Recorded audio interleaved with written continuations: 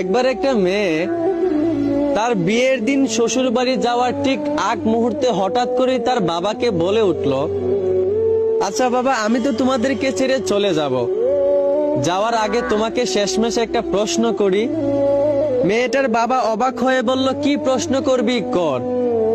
মেয়েটা তখন বলল, আচ্ছা বাবা, আমাদের পিছনের বাগানে যে ফুল গাছটা আছে, ওই ফুল গাছটাকে আমাদের সামনের উঠোনে লাগানো যায় না?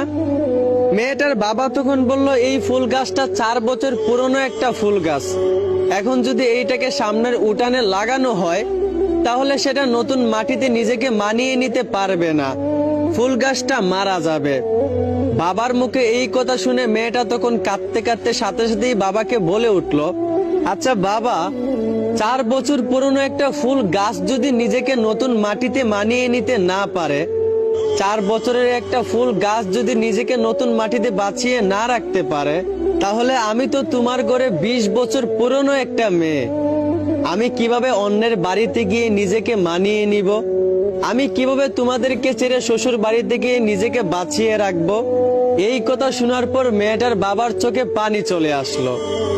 আসলে মেয়েদের জীবনটা অনেক অদ্ভুত।